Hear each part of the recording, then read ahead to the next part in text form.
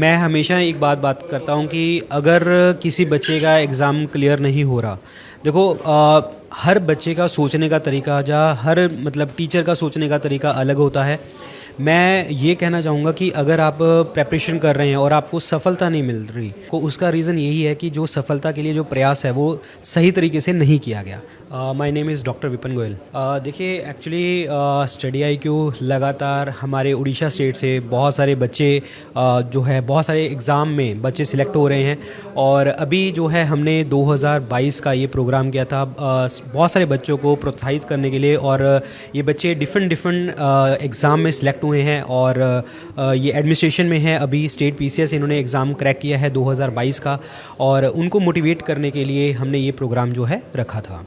और ये जो स्टडी आईक्यू है पहले से ही जो हम लगातार पहले हम एक इशू बेस्ड टॉपिक्स बनाते थे, वीडियोस बनाते थे और हिंदी भाषा में बनाते थे और फिर हमने जैसे ही बच्चों का हमें ट्रस्ट आया और ट्रस्ट बढ़ा बच्चों का और उसके बाद बच्चों ने स्पेशली बोल के हमें कहा कि अलग से जो है स्टेट पीसीएस एग्ज़ाम्स की प्रेपरेशन करनी चाहिए, तो हमने उसके लिए अलग से चैनल बनाया। फिर हमें ये एक बात आगे आई कि हमें अपनी रीजनल लैंग्वेज में भी पढ़ाई करनी है, तो उसके लिए भी हमने अलग से फिर स्टडी आईक्यू ओपीएससी चैनल बनाया जिसमें हम उनको रीजनल लैंग्वेज में जो है पढ़ाते हैं। और इसी तरीके से जो स्टडी आईक्यू है लगातार उड़ीसा को सपोर्ट कर रहा है और उड़ीसा के बच्चे भी लगातार स्टडी आईक्यू को ऐसे ही सपोर्ट कर रहे हैं।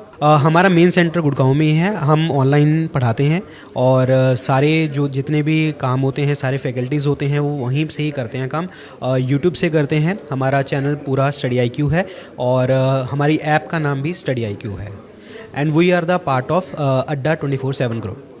देखिए सिविल सर्विसेज की जो प्रेपरेशन है वो लगता बहुत इजी होती है कि हाँ हमारा एग्ज़ाम क्लियर हो जाएगा, लेकिन इसमें बहुत ज़्यादा डेडिकेशन आपको बहुत ज़्यादा ज़रूरत पड़ती है। बहुत जगहों के ऊपर आपका जो मतलब मन से होता है ना कि हम एग्ज़ाम निकाल लेंगे और कई बार वो ऐसे उतार चढ़ाव आते हैं ज़िंदगी में, प्रेपरेशन करते टाइम भी बहुत ज़्यादा उतार चढ़ाव आते हैं। तो बस ये प्रेपरेशन आपको ये सिखा देती है कि किस तरीके से आपको स्थिर रह के आपको प्रेपरेशन करना है।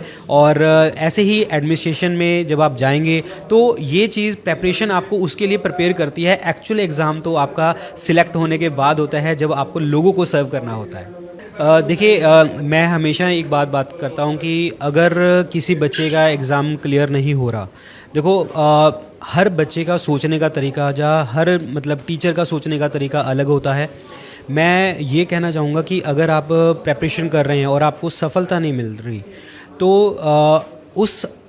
जो असफलता मिल रही है आपको, उसका रीज़न यही है कि जो सफलता के लिए जो प्रयास है वो सही तरीके से नहीं किया गया, पहली बात तो। और अगर मैं एज ए टीचर आपको एक चीज़ बात करना चाहूँगा, अगर आपने बहुत ज़्यादा टाइम लगा दिया इसमें 2 साल 3 साल, सो आपको उसमें कहीं और मूव ऑन करने की ज़रूरत है।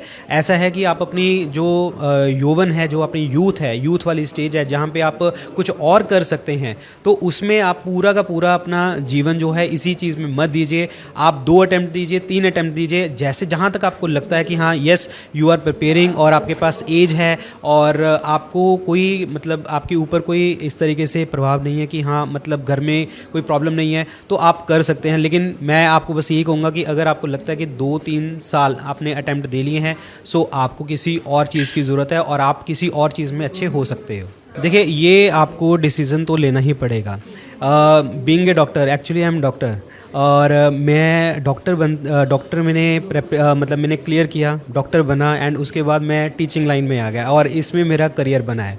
और यही चीज़ मैं कहूँगा कि अगर ये ज़रूरी नहीं होता कि जिस लाइन में आप अच्छे हैं उसी में ही, जिसे आपने ग्रेजुएशन करी है उसी में ही आप अच्छे हो सकते हैं।